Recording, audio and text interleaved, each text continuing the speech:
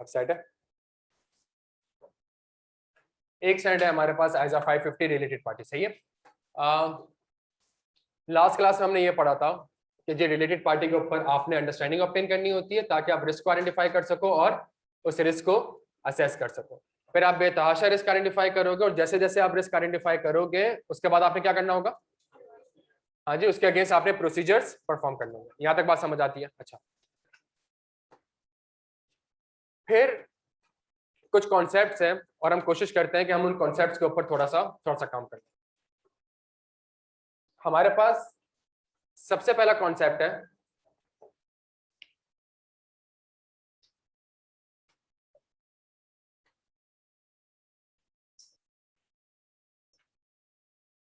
What is related party. इसको हम आज कोशिश करते हैं कि हम 5-10 मिनट इसके ऊपर काम करें। हमारे पास रिलेटेड पार्टीज हैं क्या, सुनिएगा। रिलेटेड पार्टी में वो दो बंदों को मुखातब करता है, एक का नाम देता है वो पर्सन्स को, सही है, और एक वो नाम देता है किस चीज को, एंटिटी को। यहां तक बात समझ आती है, दो बंदों को बात करता है। पर्सन मतलब कि अगर एक बंदा है, सही है, अगर उस बंदे की किसी कंपनी में, किसी भी कंपनी में, अगर किसी कंपनी में या तो उसको वो क्या करता है, कंट्रोल करता है, या इस कंपनी में उसका सिग्निफिकेंट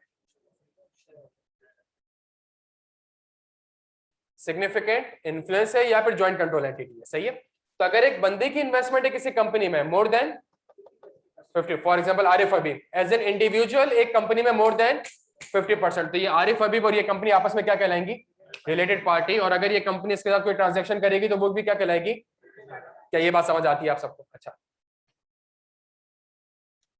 एक मजे की बात यहां पे यह है कि सिर्फ इस बंदे को मुखातिब नहीं किया गया, इसके साथ जो इसका क्लोज मेंबर्स होंगे, जो क्लोज फैमिली मेंबर्स होंगे उसको भी मुखातिब किया हुआ है। और क्लोज फैमिली मेंबर किसको कहता है, वो जल्दी बता दें उसकी,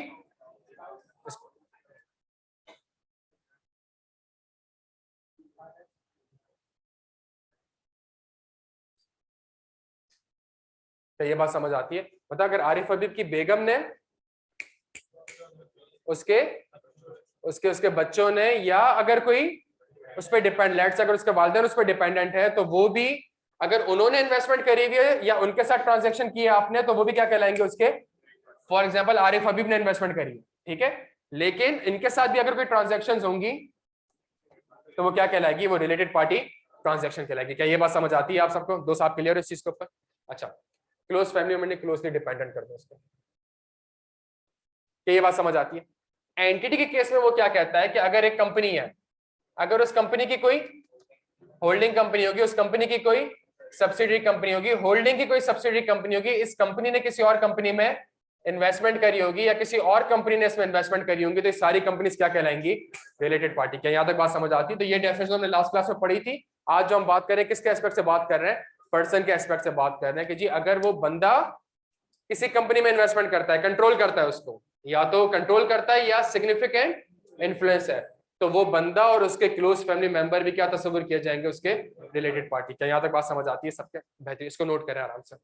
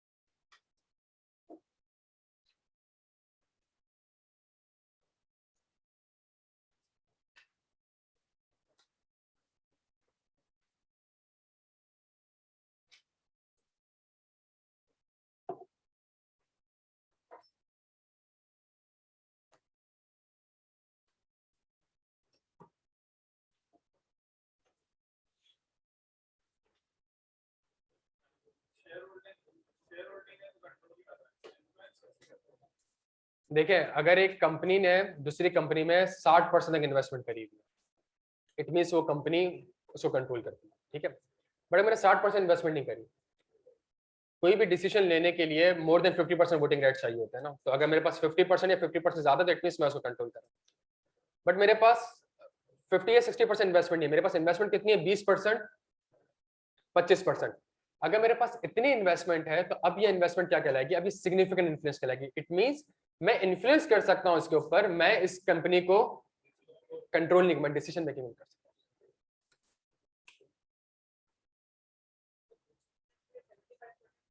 सॉरी,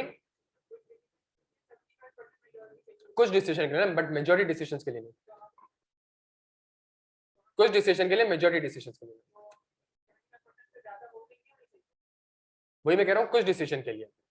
देखें, अगर आप किसी कंपनी को कंट्रोल करना चाह रहे हैं ना, तो आपको एटलीस्ट 50% से ज्यादा शेयर चाहिए। सही,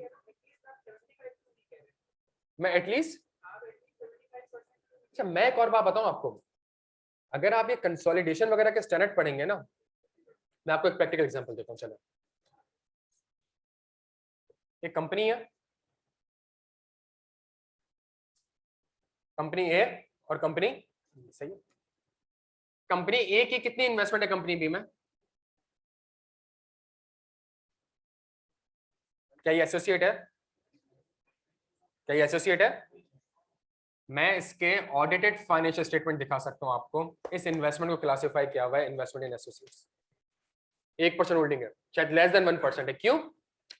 इसके हैं ही 4 डायरेक्टर, और इसमें से एक डायरेक्टर यहाँ पे, इट मीन जब एक डायरेक्टर मौजूद है तो इसका मतलब है कि जी उसका तो एक सिग्निफिकेंट इन्फ्लुएंस हो सकता है। क्या यहाँ तक बात समझ आ रही है? तो परसेंटेज सिर्फ गाइडेंस पर्पस के लिए, सिर्फ guidance purpose. There is a possibility कि आपके पास 55% होल्डिंग हो और आपकी वो सब्सिडरी ना, आप उसको कंट्रोल ही ना कर पा रहे हो, देयर इज अ पॉसिबिलिटी। सही है, तो ये एक जजमेंटल चीज होती है।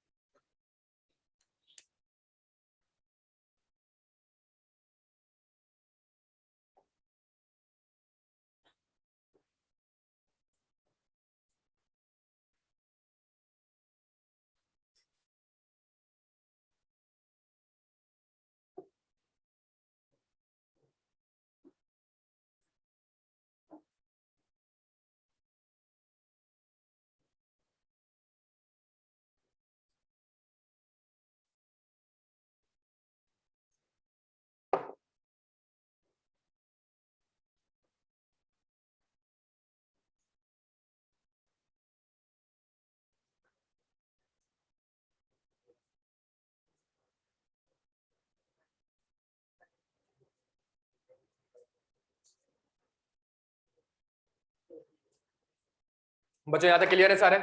अच्छा, एक चीज याद रखिएगा, अगर एक कंपनी है और उसके कुछ की मैनेजमेंट पर्सनल है, एक कंपनी है और उसके कुछ की मैनेजमेंट पर्सनल कौन होंगे?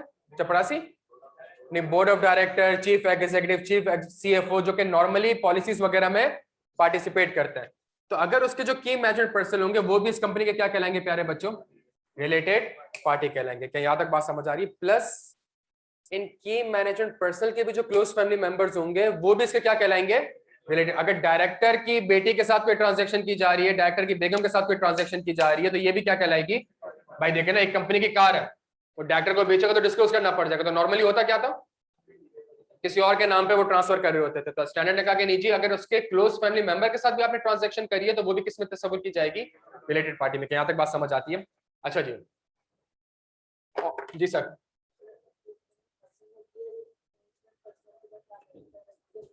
हाँ जी, बिल्कुल रिलेटेड पार्टी। अच्छा बच्चों, एक काम करें, ऑटम 2019 में जल्दी छेती छेती, फिर हम नवाज से ऑक्सफोर्ड भी लेना। ये एक काम करते हैं, एक काम करते हैं, हम मगरिब से पहले एक काम ये करते हैं कि हम ब्रेक से पहले कुछ कॉन्सेप्ट पढ़ लेते हैं और फिर ब्रेक के बाद हम पास पेपर्स कर लेंगे। सही है, ये कर लेते हैं। अच्छा, एक और बड़ा इंपॉर्टेंट कॉन्सेप्ट है प्यारे बच्चों,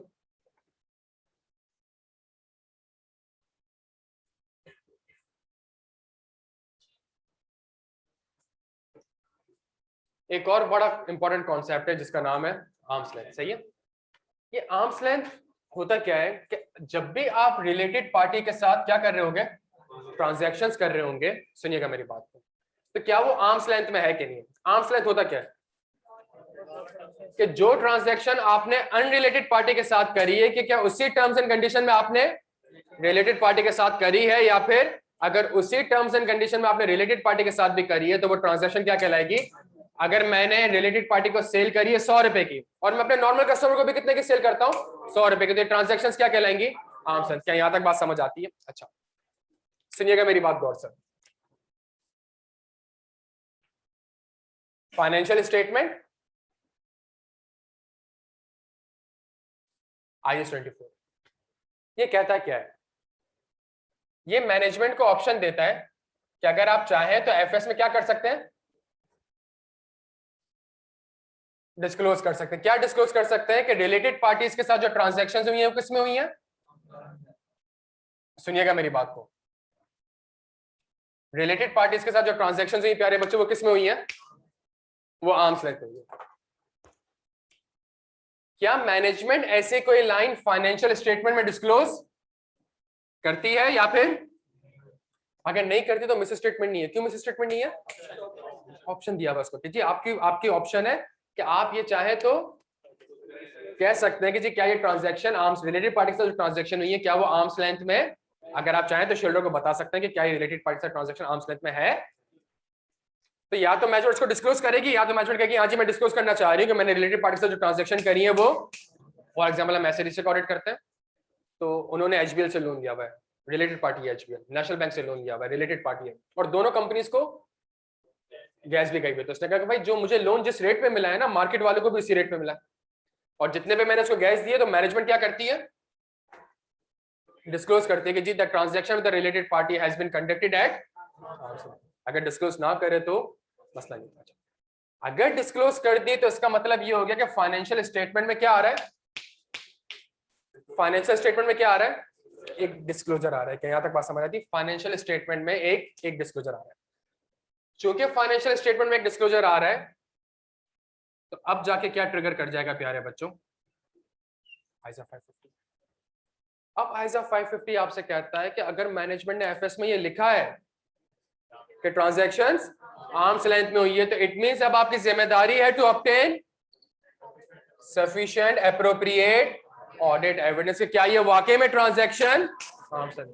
और जाहिर सी बात है जब एफएस में डिस्क्लोज ही नहीं हुआ, एक लाइन ही नहीं आ रही, तो इसके ऊपर काम करने की कोई जरूरत ही नहीं पड़ेगी। बच्चों बात यहां समझ आती है? मैडम आप क्लियर है? ये बात समझ आती है? तो हमने क्या करना होगा, हमने सफिशिएंट एप्रोप्रिएट, हमने ये चेक करना होगा कि क्या वाकई में रिलेटेड पार्टीज के साथ जो ट्रांजैक्शन हुई है क्या वो, यहां तक बात समझ आती है? एक सेकंड ना, एक सेकंड। आर्म्स लेंथ क्या होती है? जो मैंने अनरिलेटेड साथ करी है वही, और टर्म्स एंड कंडीशन प्राइस होता है। ये बात समझ आती है?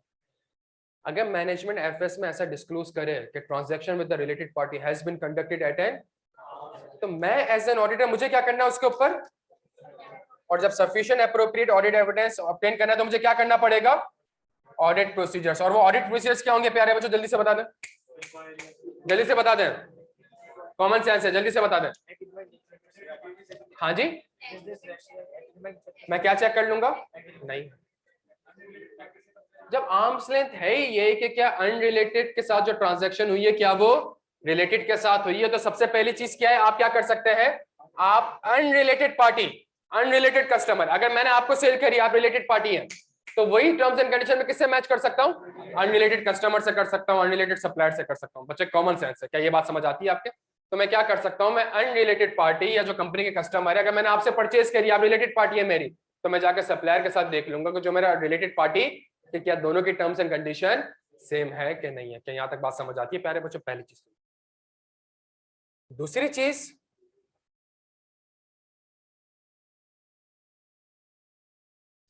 मेरे पास मेरी कंपनी के पास हैस्कॉल के शेयर्स थे, वो मैंने रिलेटेड पार्टी को बेच दिया।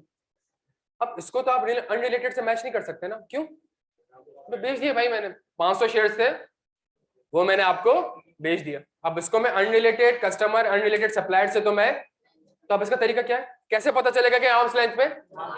मैं एक्टिव मार्केट देख लूंगा उसकी, और इसकी एक्टिव मार्केट क्या होगी? कराची स्टॉक मैं चेक कर लूंगा भाई, जिस दिन बेचा था उस दिन स्टॉक की वैल्यू क्या आ रही थी। तो यहाँ तक बात समझ आती है।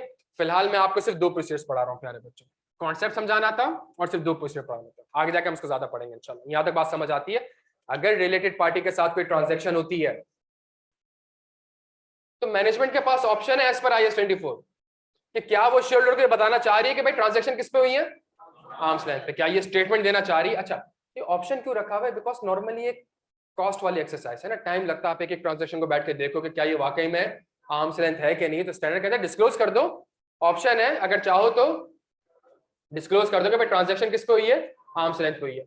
अच्छा, अगर ट्रांजेक्शन आर्म्स लेंथ पे हुई है और मैनेजमेंट डिस्क्लोज कर देती है तो अब आइजा 550 कहता है अब आपकी जिम्मेदारी है to obtain sufficient appropriate auditors by performing the following procedure. पहला प्रोसीजर, जो ट्रांजैक्शन रिलेटेड पार्टी के साथ हुई है उसको अनरिलेटेड पार्टी से कंपेयर कर लें, मैच कर लें। दूसरा, एक्टिव मार्केट देख लें, लाइक वो सिल्क बैंक में शेयर्स वाला जो सीन था, तो वो ट्रांजैक्शन अनरिलेटेड कस्टमर के साथ थोड़ी हो सकती थी भाई, एक ही शेयर से बेच दिए मैंने, तो मैंने कहाँ जाके चेक करा था उसको, एक्टिव मार्केट में जाके चेक करते हैं। यहाँ तक बात समझ आती है, इसको नोट करें बच्चों। आपका सवाल था दोस्तों।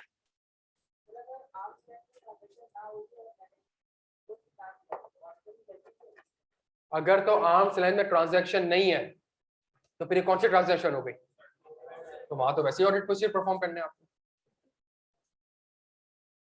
अगर तो आर्म्स लेंथ में नहीं है तो ये ट्रांजैक्शन कौन सी हो गई, तो आइजा 550 के हिसाब से तो आपने outside the normal course of business के प्रोसीजर परफॉर्म करने हैं दोस्त। समझ आ रही है, इस तरीके से सोचो। सॉरी,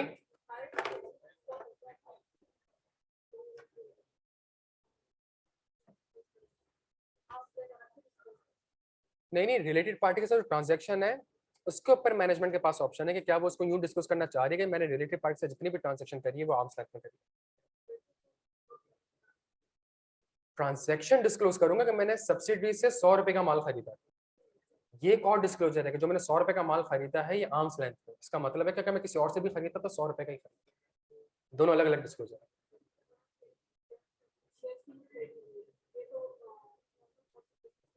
हाँ, नहीं, सिल्क बैंक के केस में नॉर्मल कोर्स ऑफ बिजनेस था ना, उसका शेयर सेल परचेज करना उसका नॉर्मल कोर्स ऑफ बिजनेस था। लेकिन अब एक शेयर्स है मेरे पास, मैंने बेच दिया, तो अब इट मींस उसको मैं अनरिलेटेड कस्टमर से तो कंपेयर नहीं कर सकता ना, बिकॉज वो किसी और कस्टमर को बेचे ही नहीं है मैंने। तो यहाँ पे आके फिर एक्टिव मार्केट वगैरह देखो।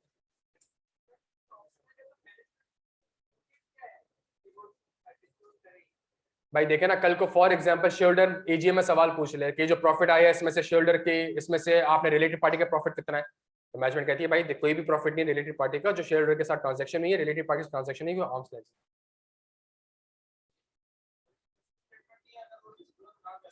Not mandatory by the IFRS. It is not the mandatory requirement by the IFRS.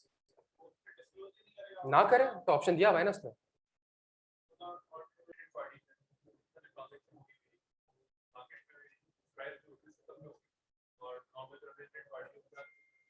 तो इसमें जो ट्रांजैक्शन है वो आर्म्स लेंथ में नहीं है ना, नहीं है।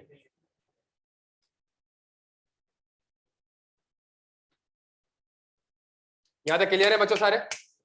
अच्छा जी, आइजा वॉल्यूम 1 में है, पेज नंबर 68। छेती छेती बच्चों आ जाए, 68।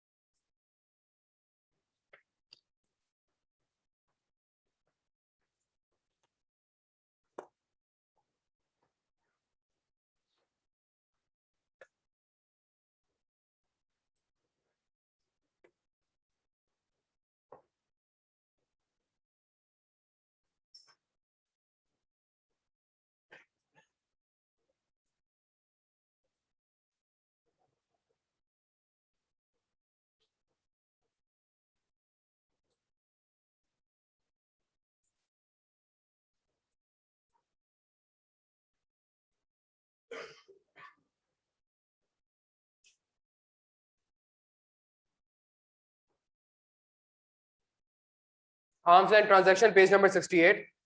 a transaction conducted on such terms and condition as between a willing buyer and a willing seller who are unrelated and are acting independently of each other and pursuing their own, that is called the arms length transaction. Independent है, unrelated है, तो जो उनके साथ आप transaction कर रहे हैं क्या उसी सेम टर्म्स में आपने, भाई एक चीज अगर 100 रुपए की है, मैं आपको 125 की बेच रहा हूं, तो आपकी ख्वाहिश होगी कि आप 120 की मुझसे खरीद ले, मेरी ख्वाहिश होगी कि मैं 130 की बेचना चाहूं. सही है, तो ये एक अपना ओन इंटरेस्ट में प्रोटेक्ट करेंगे. बट अगर मैं सब्सिडी को बोलूं कि 150 की खरीदो, वो मुझे मना नहीं कर सकते. मींस अगर एक चीज 120 रुपए की मार्केट में बेचती है और आपने कितने की बेची है उसको 150 रुपए की बेच रहे हैं, तो it means transaction arms length में नहीं है. क्या यहाँ तक बात समझ आती है आपको? अच्छा, पेज नंबर 74.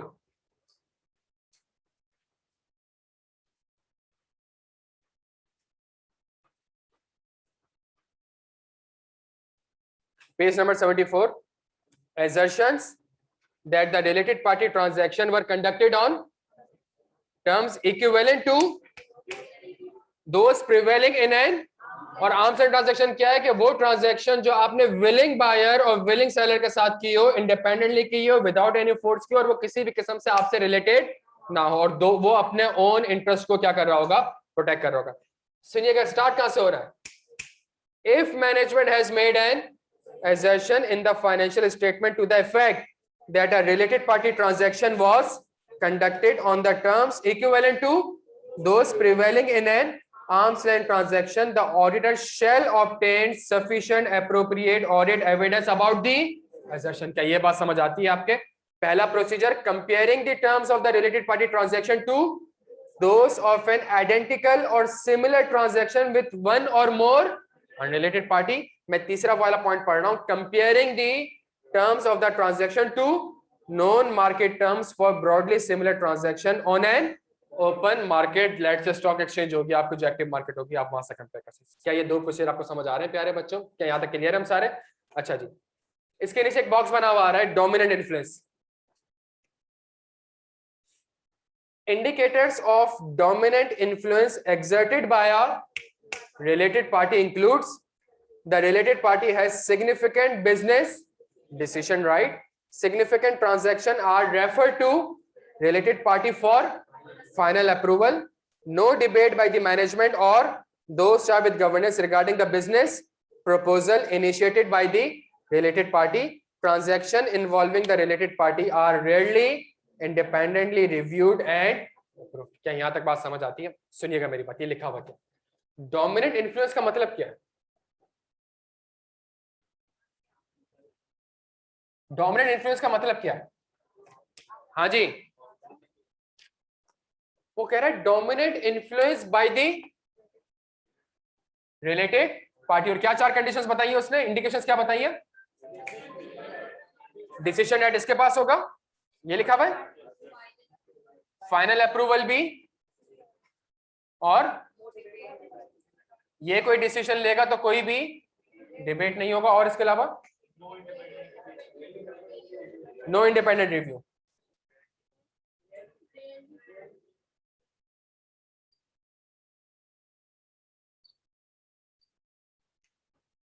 ये सुनिएगा, इस कॉन्सेप्ट को जो हम डिटेल में समझ रहे होंगे ना, वो फ्रॉड के वक्त समझ रहे होंगे, लेकिन चूंकि आरपी में कॉन्सेप्ट और एक थ्योरी बेस्ड क्वेश्चन है, तो मैं चाह रहा हूं इसका एक ओवरव्यू दे दूं. इसका ओवरव्यू सुनिएगा. एक रिलेटेड पार्टी है एक कंपनी की, तो उस कंपनी की रिलेटेड पार्टी से रिलेटेड आपने क्या काम करना है वो तो हमें पता है, लेकिन कहते हैं यार कुछ रिलेटेड पार्टी ऐसी होती है जिसका उस कंपनी के ऊपर डोमिनेंट इन्फ्लुएंस का मतलब डिसीजन मेकिंग पावर उसी के पास होती है. सही है, वो अगर कोई डिसीजन लेता है कोई उसको चैलेंज नहीं करता, कोई और अगर कोई चीज करना चाह रहा होता है तो फाइनल अथॉरिटी किसके पास होती है? इन्हीं के पास होती है. सही है, और इसके डिसीजन को कोई रिव्यू नहीं कर रहा होता. कहता है ये जो कंपनीज होती हैं, ये जो रिलेटेड पार्टीज होती हैं, ये जो पर्सन होता है, इसका इस कंपनी के अंदर क्या है? डोमिनेंट इन्फ्लुएंस है. क्या ये बात आपको समझ आती है? अच्छा, क्या इंडिकेशन समझ आती है? सुनिए, एग्जाम्पल देता हूँ.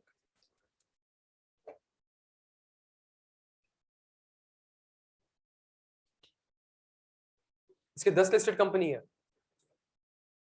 इसके 10 कंपनीज हैं. ये सुनिएगा मेरी बात को. दूसरा,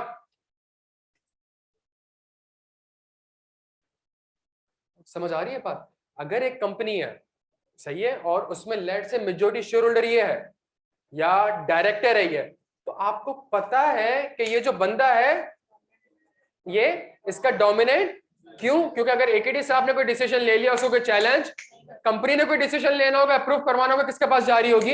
एकेडी के पास जाए। एकेडी कोई डिसीजन लेगा, उसको कोई रिव्यू, उसको कोई डिबेट नहीं कर रहा होगा। क्या यहां तक बात समझ आ रही है? ये नॉर्मली किन कंपनीज होते हैं? तो सेठिया कंपनी होती है, जहां पे सारे डिसीजन राइट किसके पास होते हैं? तो सेठ के पास ही होते हैं। डायरेक्टर वगैरह ऐसे ही बैठे हुए होते हैं सिर्फ खाना पूरी के लिए कि जी कोड ऑफ कॉर्पोरेट गवर्नेंस से कंप्लाई हो जाए।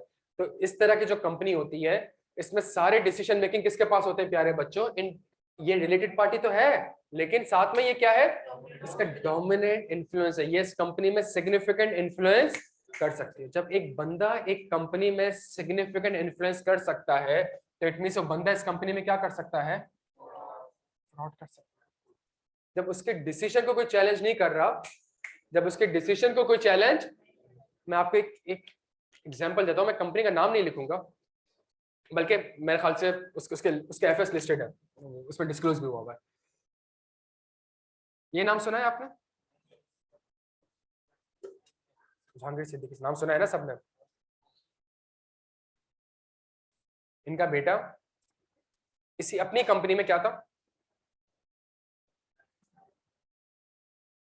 डन हो गया। अच्छा,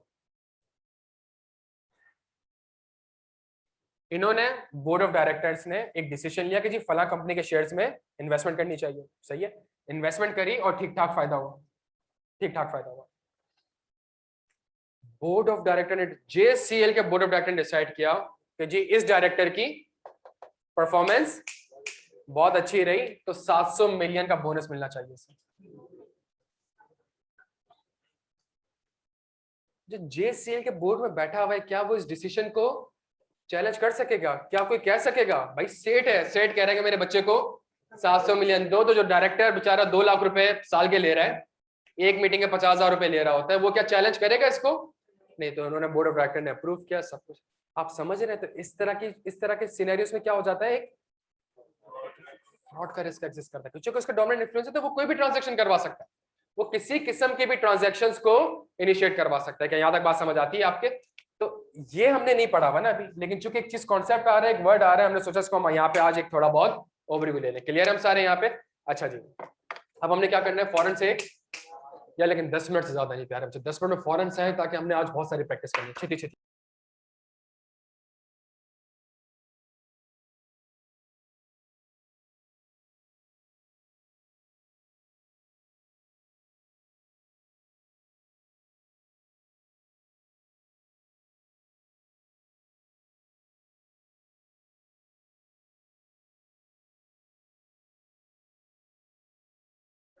page number 306। You are the manager responsible for the audit of Zebra Limited. Zebra Limited normally has significant sales and purchase transaction with its related parties.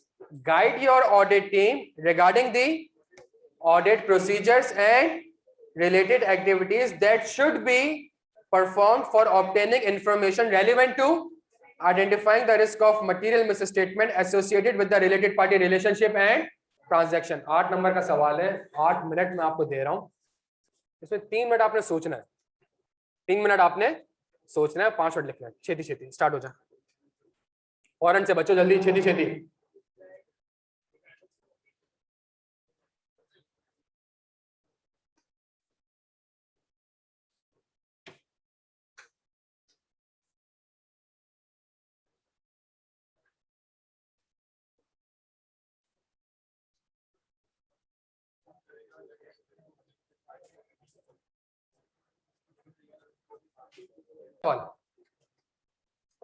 आसान नहीं है, मुश्किल है।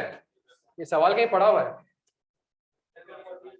सीफा में सवाल आया था, कंपनी है सिग्निफिकेंट, बस ने रिक्वायरमेंट चेंज कर दिया आपको, लेकिन सिनेरियो उसने वही वाला बनाया कि एक लाइन का सवाल, एक लाइन की रिक्वायरमेंट। सही है, लेकिन यहाँ पे सवाल को उसने थोड़ा सा स्पेसिफिक कर दिया। अब मसला पता है क्या है? You are the manager responsible for the audit of Zebra Limited. Zebra Limited normally has significant sales and purchase transaction with its related parties. Guide your audit team regarding the audit procedures and the related activities that should be performed for obtaining information relevant to identifying the risk of material misstatement associated with the related party relationship and transaction. कितने number का सवाल है?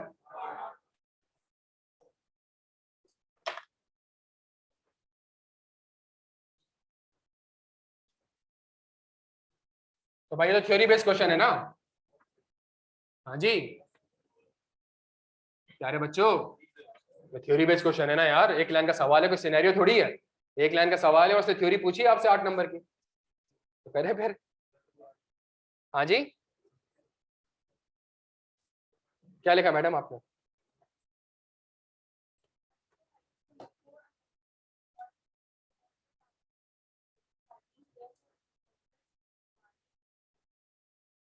आपने? तुमने? 3 risk लिख दिए तुमने, कौन कौन से?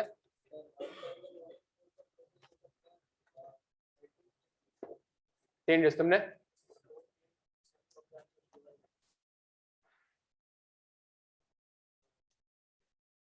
आरपी में सबसे पहली चीज क्या थी?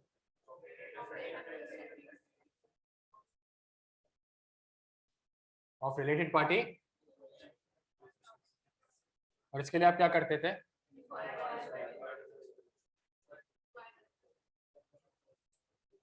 जब ये काम कर लेते थे तो आप इस पोजीशन पे आ जाते थे कि आप रिस्क आइडेंटिफाई करते थे। ऐसा ही है, रिस्क 1 कंप्लीटनेस का होता था, रिस्क 2 आउटसाइड दी, रिस्क 3 के जी मैनेजमेंट ने उसको एडिक्वेटली। फिर इन रिस्क के केस आप क्या करते थे? Audit procedure. और अगर कंप्लीटनेस में कोई न्यू रिलेटेड पार्टी आपने आइडेंटिफाई कर ली होती थी तो फिर आप उसको प्रोसीजर परफॉर्म। ये एक स्ट्रक्चर है हमारा, क्लियर है? तो ओपन बुक भी है, थ्योरी बेस्ड, कहने का तो थ्योरी बेस्ड क्वेश्चन है और 8 नंबर का सवाल है, तो फिर करे ना यार, क्यों नहीं कर रहे? कितने लोगों ने रिस्क लिखे?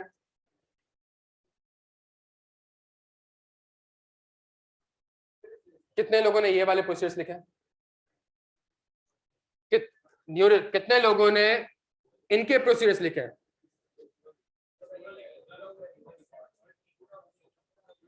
पूरा लिख दिया?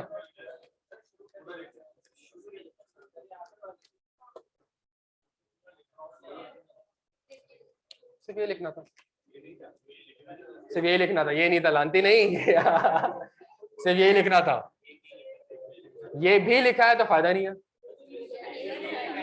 यही लिखा है। कितने लोगों ने सिर्फ यही लिखा है? जबरदस्त। और यही मसला है, यही 20% रिजल्ट और 15% रिजल्ट और 18, ये भी नहीं हो लानती हो, यही, ये भी नहीं। कितने लोगों ने यही लिखा है? उसके बराबर वाला भी लिखा है? नहीं लिखना था।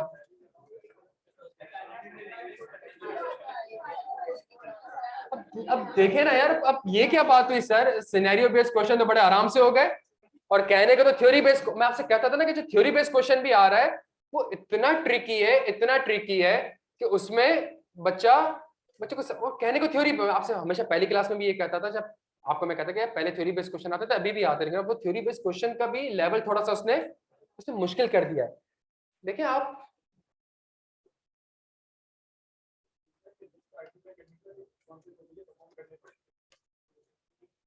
नहीं, देखिए सवाल पढ़े प्यारे बच्चों, सवाल पढ़े। Guide your audit team regarding the audit procedures and related activities that should be for obtaining information relevant to identified नहीं लिखा हुआ, relevant to identifying the risk of, risk को identify करने के लिए क्या procedures perform करेंगे आप?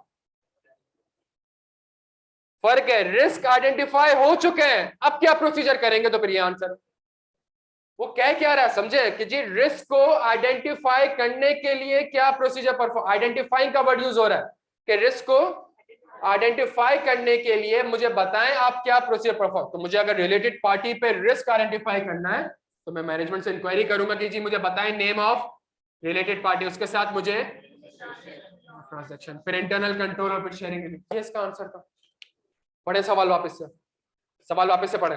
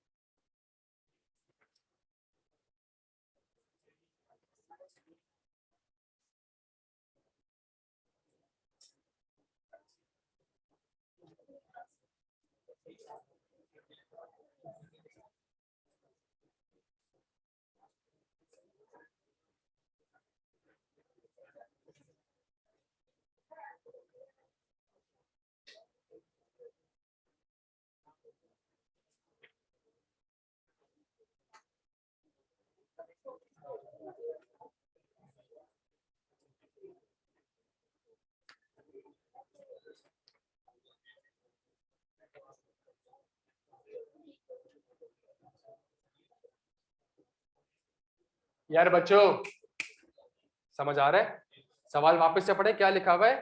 Guide your audit team regarding the audit procedure and related activities that should be perform, that should be perform. वो कह रहा है कि जी मुझे बताएं क्या प्रोसीजर मुझे परफॉर्म करने चाहिए for obtaining information relevant to identifying the risk of. मुझे बताएं मुझे क्या प्रोसीजर परफॉर्म करने चाहिए ताकि मुझे रिलेटेड पार्टी के ऊपर इंफॉर्मेशन मिल जाए, इसलिए ताकि मैं रिस्क को आइडेंटिफाई कर सकूं। तो मैं ये काम करूंगा तभी तो रिस्क को आइडेंटिफाई कर सकूंगा। अच्छा, अब कहने को 8 नंबर का थ्योरी बेस्ड क्वेश्चन, बट अगर आप सोचें यार, अगर लॉजिकली आप साउंड नहीं होगे ना प्यारे बच्चों, स्टैंडर्ड का स्ट्रक्चर ही नहीं पता होगा कि ये प्रोसीजर मैं करता क्यों, तो मैं आपसे बार बार कहता हूं कि जब तक आपके पास लॉजिक क्लियर नहीं होगी कि ये प्रोसीजर मैं करता क्यों, इसलिए करता हूं ताकि मैं, और जब रिस्क आइडेंटिफाई कर लूंगा तो उस रिस्क के अगेंस्ट मैं ऑडिट। जब तक मुझे स्ट्रक्चर ही नहीं पता होगा, स्टैंडर्ड की लॉजिक नहीं पता होगी, मुझे यही नहीं पता होगा कि ये प्लानिंग फेज है, प्लानिंग फेज में रिस्क आइडेंटिफाई करते हैं, ये परफॉर्मेंस फेज है, उस रिस्क के अगेंस्ट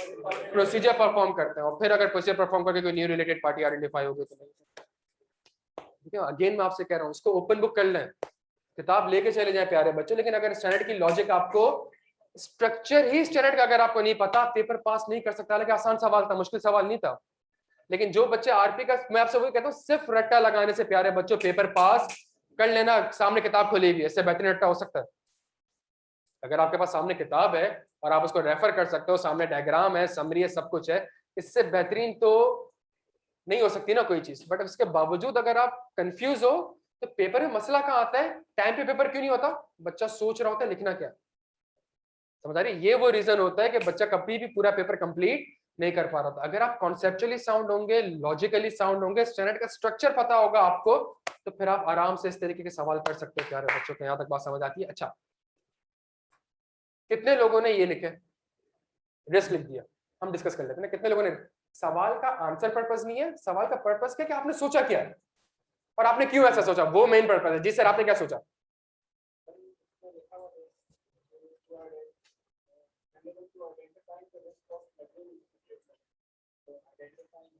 आइडेंटिफाइंग मतलब आइडेंटिफाई करने हैं आपने, करे नहीं है आपने।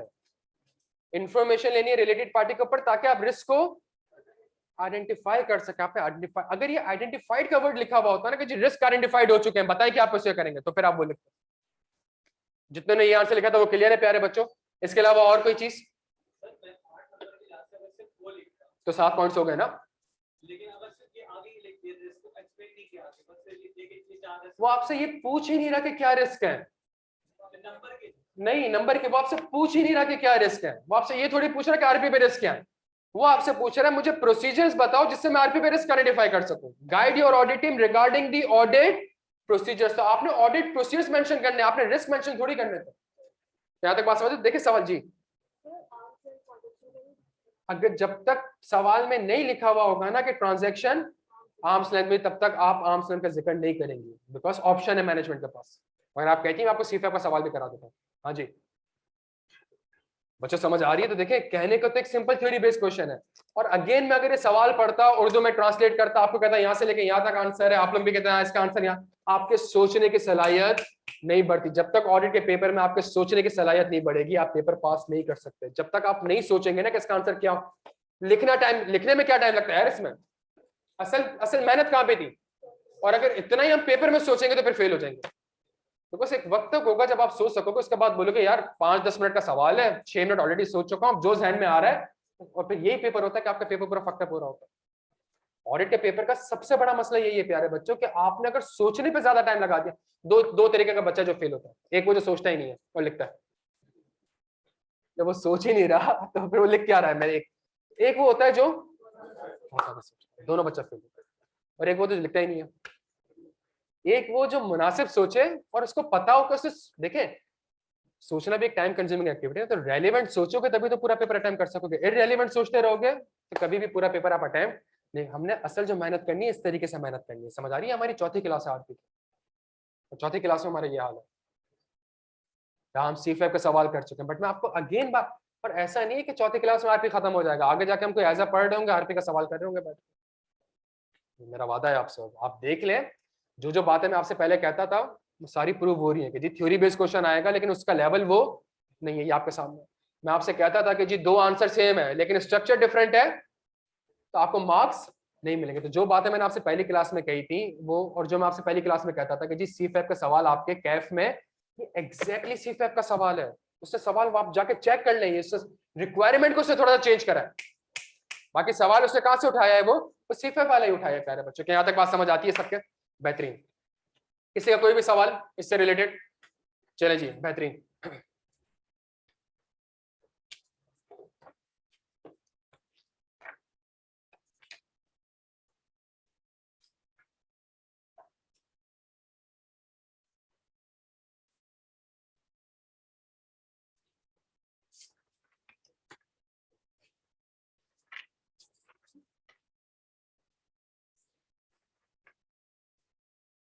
Page number 179 volume 2, arms length के ऊपर मैडम एक सवाल कराऊंगा तो फिर आप क्लियर हो जाएंगे। 179 वॉल्यूम 2।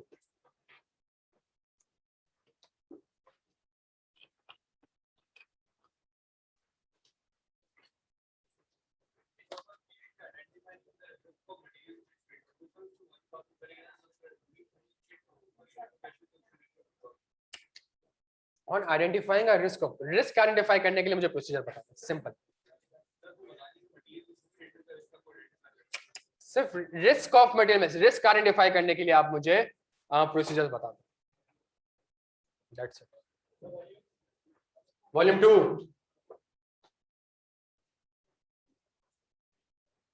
Page number 179।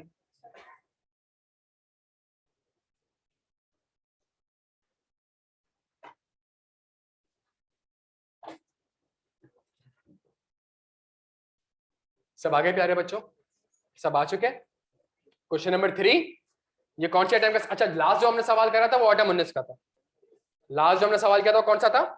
ऑटम 19 का था। अब जो हम सवाल करने जा रहे हैं किसका है? मार्च, ये लास्ट से लास्ट अटेम्प्ट में सवाल आया है, मार्च 21 अटेम्प्ट।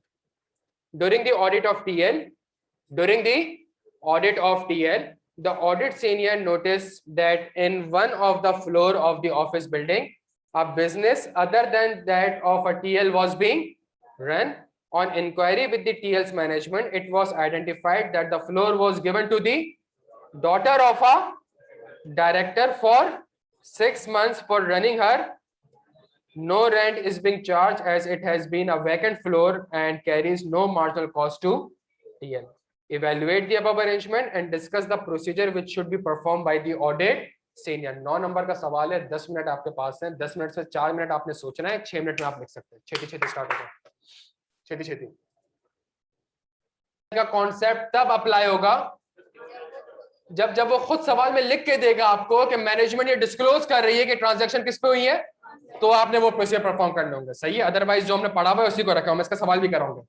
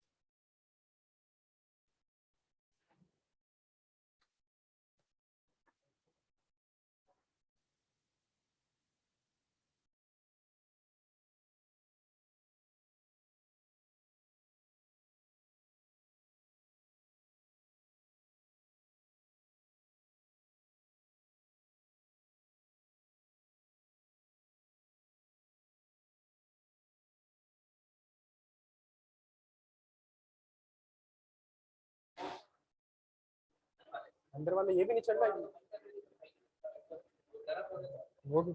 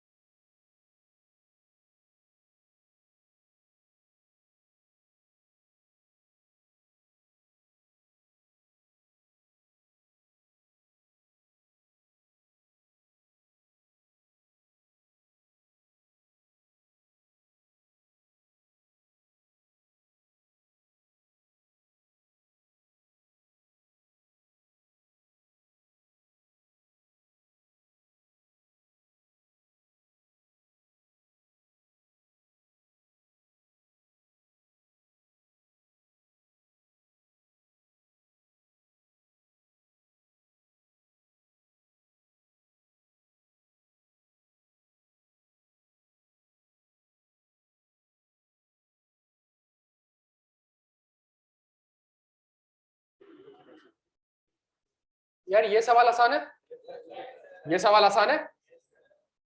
तो ये क्या हो गया, सिनेरियो ज्यादा आसान लग रहा है अब, और एक थ्योरी। तो वो थ्योरी बेस्ड क्वेश्चन नहीं था, उसके अंदर जो वर्ड्स है ना, उससे आपने पिक करना था कि इसके अंदर कौन सा सिनेरियो अप्लाई हो रहा है, कौन सा केस अप्लाई हो रहा है। यहां तक बात समझ आती है? डायरेक्टर, कंपनी का डायरेक्टर की मैनेजमेंट पर्सन होता है। कंपनी का डायरेक्टर कौन होता है भाई? तो जो की मेजर पर्सन के भी क्लोजली फैमिली मेंबर्स होंगे वो भी उसके क्या कहलाएंगे, रिलेटेड पार्टी के। तो डायरेक्टर के साथ कोई ट्रांजैक्शन हो रही है वो भी आपने डिस्क्लोज करनी है, उसके खानदान वालों का मतलब बीवी, बच्चे और कोई डिपेंडेंट है, तो उनके साथ कोई ट्रांजैक्शन हो रही है वो भी आपने क्या करनी है। अच्छा, क्या ये रिलेटेड पार्टी है, ये रिलेटेड पार्टी से ट्रांजैक्शन हुई तो आइजा 550 अप्लाई हो गया। क्या यहाँ तक बात समझ आती है? अच्छा, जब आइजा 550 अप्लाई हो गया तो ट्रांजैक्शन की अगर मैं नौयत को देखूं तो 4-5 मार्क्स तो मिल गए। अब मसला क्या है,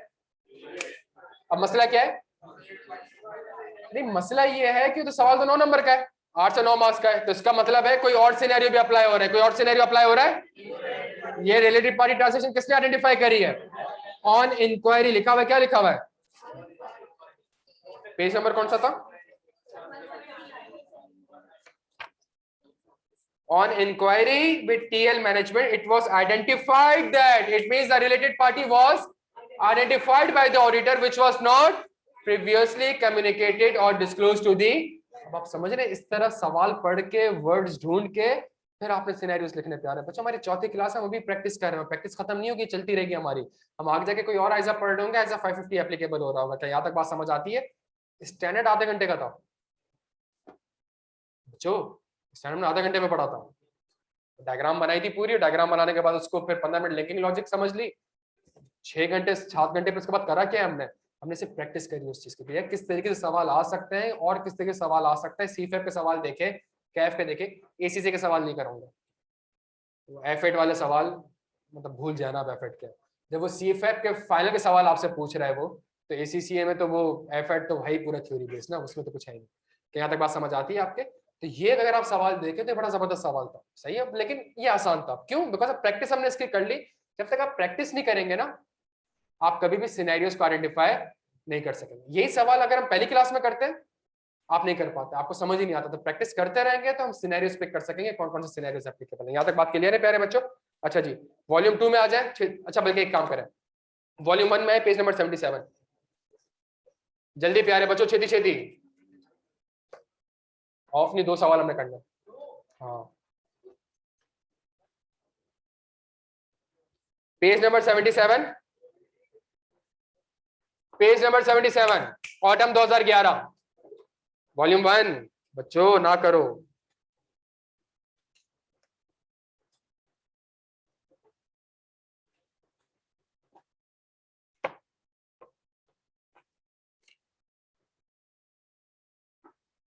as the auditor of a listed company with a number of related parties, what step would you consider as the part of your audit planning to ensure that all the related party relationship and transaction are identified and disclosed in the financial statement? Marks को ना देखेगा आगे, सिर्फ सवाल पढ़े, सिर्फ सवाल पढ़े, सिर्फ सवाल पढ़े सुकून से। As the auditor of a listed company with a number of related parties, what steps would you consider as part of your audit planning to ensure that all the related party relationship transaction are identified? हाँ जी, ये वाले procedures sir, ये planning phase है, ये performance phase है। जो शुरू की 7-8 क्लासेस हुई थी, अगर हमें प्लानिंग का ही नहीं पता हो, परफॉर्मेंस का ही नहीं पता हो, ये पूरा 315 है ना प्यारे बच्चों, 315 है ही प्लानिंग फेज। और इसमें आप आइडेंटिफाई क्या करते हो, रिस्क आइडेंटिफाई। जब रिस्क आइडेंटिफाई कर देते हो, फिर उसका कैसे आप क्या करते हो, परफॉर्मेंस का।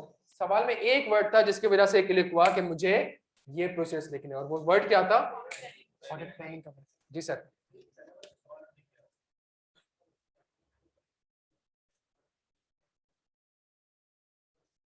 सवाल का कंटेंट चेंज है। इससे पहले वाला सवाल ऑटम 19 में हमने किया था, उसमें सवाल क्या था कि बताएं आप क्या प्रोसीजर परफॉर्म करेंगे to identify the risk of material misstatement for the related party. तो उसने कहा रिस्क को आइडेंटिफाई करने के प्रोसीजर बताएं। उसने इस सवाल में पूछा प्लानिंग फेज में क्या प्रोसीजर करेंगे। हाँ जी, ऑटम पुराने सवाल थे, ऑटम 11 के, जिसमें मार्क्स नॉर्मली इस तरीके से ज्यादा आते थे, आसान पेपर आता। सही है, यहाँ तक क्लियर है? जी sir,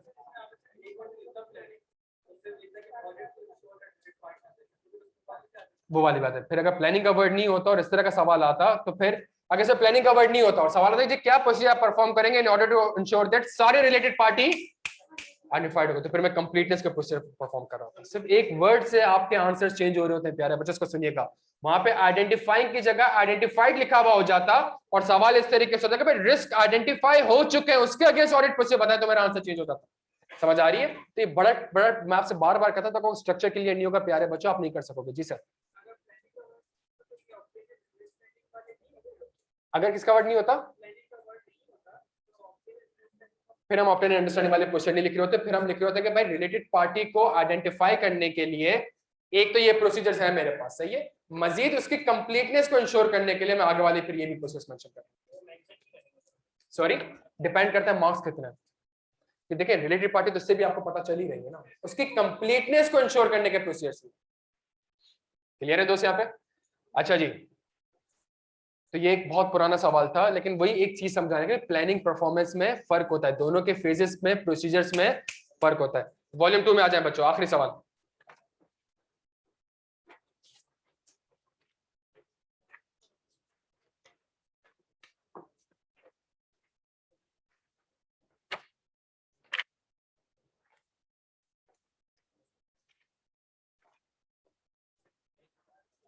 page number 95, volume 2, page number 95 volume 2, छेती छेती।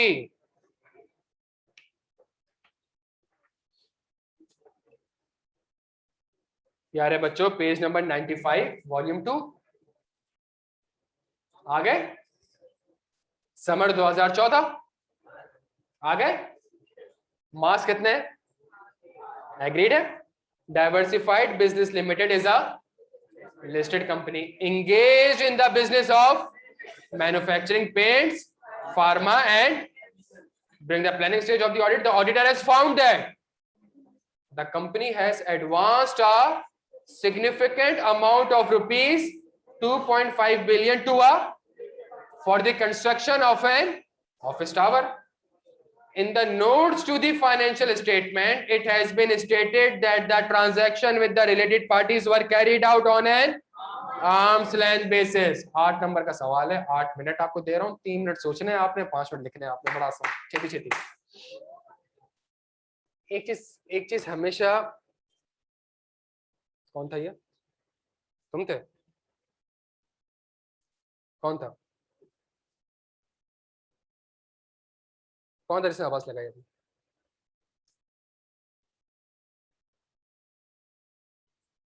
कौन था भाई? हाँ,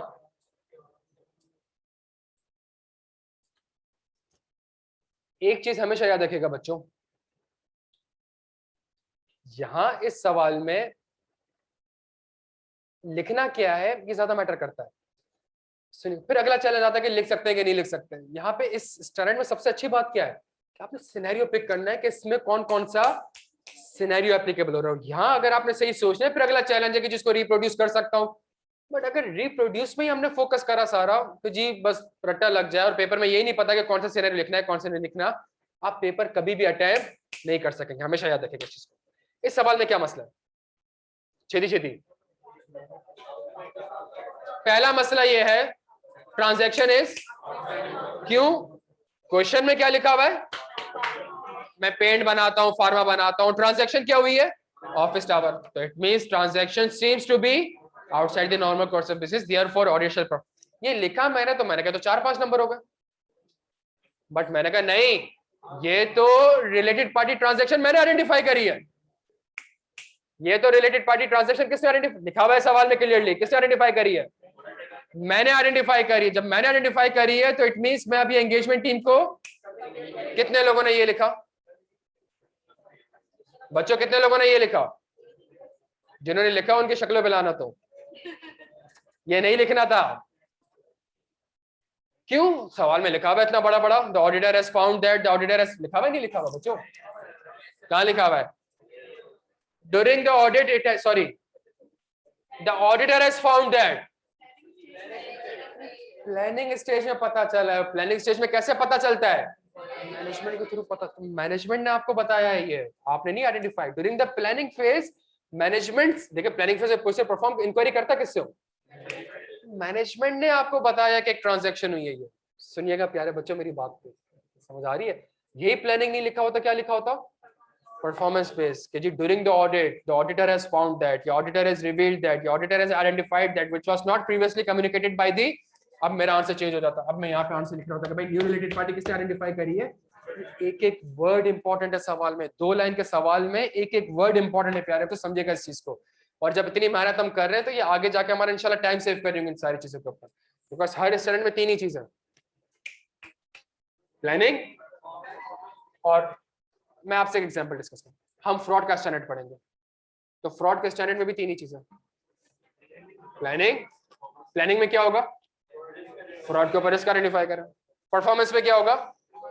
उस रिस्क के अगेंस्ट, और जब प्रोसीजर परफॉर्म करेंगे और अगर कोई फ्रॉड आइडेंटिफाई हो गया तो कैसे रिस्पॉन्ड करना, वही रिलेटेड पार्टी के अगेंस्ट प्रोसीजर परफॉर्म करें और अगर कोई new related party identify, structure same होगा स्टैंडर्ड्स का यार, आप समझेगा हम फ्रेमवर्क पे काम कर रहे हैं, स्ट्रक्चर पे काम, तो स्ट्रक्चर आगे जाके यही है, प्लानिंग, परफॉर्मेंस और रिपोर्टिंग। यहां तक बात समझ आती है? तो इसमें तो मैंने कहा कि यार इस वजह से मुझे ये वाले प्रोसीजर रेलिवेंट नहीं लगे, सही है, बट मैंने कहा सवाल में एक चीज बड़ा कैटेगोरिकली मेंशन कर रहा है क्या, तो अब जब वो ये कह रहा है एफएस में कि ट्रांजैक्शन किसमें है, अब आईएसओ 550 कहता है कि आपकी जिम्मेदारी है to perform the audit procedure in order to obtain sufficient appropriate audit evidence. तो मैं अनरिलेटेड कस्टमर से चेक कर लूंगा, मैं उसके एक्टिव मार्केट वगैरह चेक कर लूंगा, इसके और भी प्रोसीजर्स हैं, बट आप समझ रहे हैं मैडम, जब तक सवाल में ना लिखा हो ना क्या कि मैनेजमेंट एफएस में ये डिस्क्लोज करने जा रही, देखिए क्या in the notes to the FS, it means management FS में क्या करने जा रही है, डिस्क्लोज करने जा रही है, तब जाके ये कॉन्सेप्ट एप्लीकेबल होगा, अदरवाइज ये प्रोसीजर आपने मेंशन नहीं करने होंगे। तभी हमने जितने भी सवाल करे हमने ये प्रोसीजर मेंशन नहीं करे, क्यों? बिकॉज सवाल में ये नहीं लिखा हुआ था, क्या नहीं लिखा हुआ था कि जी आर्म्स लेंथ मैनेजमेंट ये डिस्क्लोज कर रही है कि ट्रांजैक्शन आर्म्स लेंथ। अच्छा मेरी बात सुनिएगा, पेपर में सवाल आता है और सवाल में सिर्फ एक लाइन लिखी है कि जो ट्रांजैक्शन हुई है ये आर्म्स लेंथ में नहीं है। आप सोचे ना, हम यूं खेलते हैं ना, अगर सवाल आ जाए पेपर में कि रिलेटेड पार्टी के साथ एक ट्रांजैक्शन हुई, आपने प्लानिंग फेज से मैनेजमेंट से प्रोसीजर परफॉर्म किया, मैनेजमेंट ने आपको कम्युनिकेट करा कि हमने रिलेटेड पार्टी के साथ एक ट्रांजैक्शन करी है जो कि आर्म्स लेंथ में नहीं है। अब इसका आंसर मैडम, अब मैं आर्म्स लेंथ के नहीं, अगर आर्म्स लेंथ में नहीं है outside the normal course of business है, इसका कतई ये मतलब नहीं कि सवाल में आर्म्स लेंथ का वर्ड आ गया तो आपने वो लिख देना, वो कब लिखेंगे? मैनेजमेंट एफएस में ये क्लेम करे कि भाई मैं शेयरहोल्डर को बताने जा रही हूं कि ट्रांजैक्शन आर्म्स लेंथ में, तब आपने ये चेक करना है कि क्या वाकई में आर्म्स लेंथ में है या नहीं। अगर ट्रांजैक्शन आर्म्स लेंथ में नहीं है, इन जनरल मैं कह रहा हूं, पेपर में सवाल है ट्रांजैक्शन आर्म्स लेंथ में नहीं है, तो मतलब ट्रांजैक्शन क्या है? आउटसाइड द नॉर्म, तो फिर outside the normal course of business. यहाँ पे लिखा है इन the notes to the FS, बड़ा कैटेगोरिकली लिखा है कि मैनेजमेंट ये एजर्शन दे रही है एफएस में, ये क्लेम कर रही है कि ट्रांजैक्शन किसमें है? आर्म्स लेंथ में, तो फिर आपने वो प्रोसीजर परफॉर्म करने पड़ेंगे in order to ensure that कि क्या ये ट्रांजैक्शन आर्म्स लेंथ में है कि नहीं। यहाँ तक बात समझ आती है? जी सर, हमने एक सवाल किया था इसमें आर्म्स लेंथ का वर्ड आ रहा था कहीं, अब तक जितने हमने कैफ के सवाल करे कहीं भी आर्म्स लेंथ का वर्ड नहीं आया, पक्का? चलिए सेट।